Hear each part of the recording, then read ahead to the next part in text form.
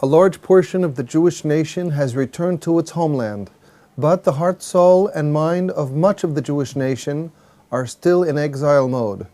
This state of affairs must and will inevitably change. This is Torah Nation TV from Jerusalem, and we are speaking with the head of Machon Shilo, Rabbi David Bar-Hayim. Shalom, Rabbi Bar-Hayim. Shalom. Is eating Sudah Shlishith on Shabbath obligatory?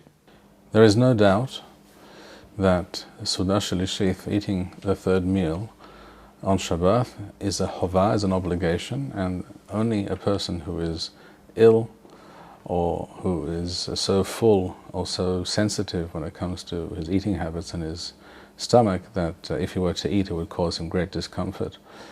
Or worse, only such a person is patur, is exempt from eating Sudah Shlishith. The most explicit statement in the words of Chazal regarding this chovah is the statement which is to be found in Masechet Shabbath in the Talmud Bavli at the bottom of Daf Kof Yod Zayin Amud Bet 117b. It says as follows: Tenora Banan, our sages taught, Kama se'udot hayav adam le'echol b'Shabbath. How many meals is a person required to eat on Shabbath? Shalosh, the 3 meals. Rabbi Hidka Omer Arba. There's also an opinion that holds one has to eat, in fact, 4 meals on Shabbath. That is to say, 1 at night and 3 during the day of Shabbath. The halakha is, without a doubt, according to the first opinion, that we are required to eat 3 meals on Shabbath. That is to say, 1 at night and 2 during the day.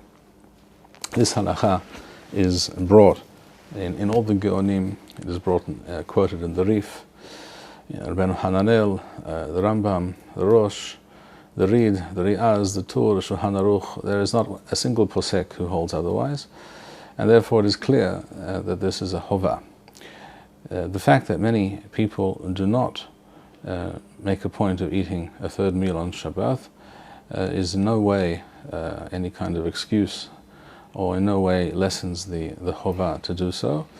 And the reason for this perhaps we can discuss on another occasion, but there is no doubt that this is a chovah, and therefore one should arrange one's day on the Shabbath in such a way that one is able to fit in 3 meals.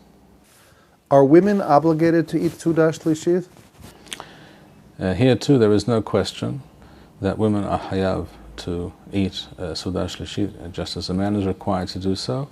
In general, when it comes to all things to do with Shabbath, and as with many misvot, in fact most misvot perhaps, that we do on a daily basis, women are hayav, are required to do exactly the same as men, and this applies to Sudah Shlishith, and this is mentioned explicitly in the Shulchan Aruch at the end of Siman Resh Tzadi Aleph, that women are hayav b'Sudah Shlishith. And here too one could point out that in many communities the men go to shul, they go to the synagogue to daven mincha later in the day, late Shabbat afternoon, and they stay there till Arvith, till the evening prayer, and in the interim they have a small, usually a fairly modest, brief type of seudah somewhere on the shul premises.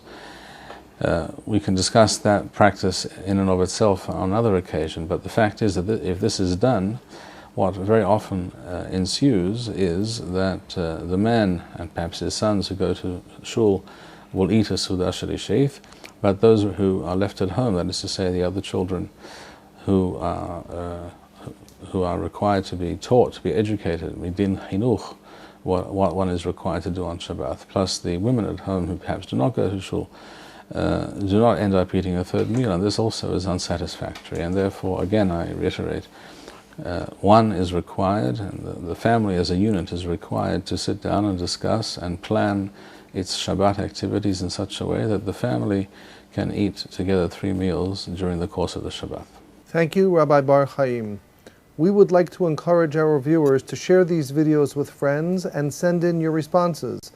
We would also like to suggest the following opportunity to our viewers. If you identify with Rabbi Bar-Hayim's message and would like to sponsor or dedicate a video interview with the rabbi in honor or memory of a loved one, if you would like to obtain Birkon Nusach Eretz Yisrael or invite the rabbi for a speaking engagement, please email us at office@machonshilo.org.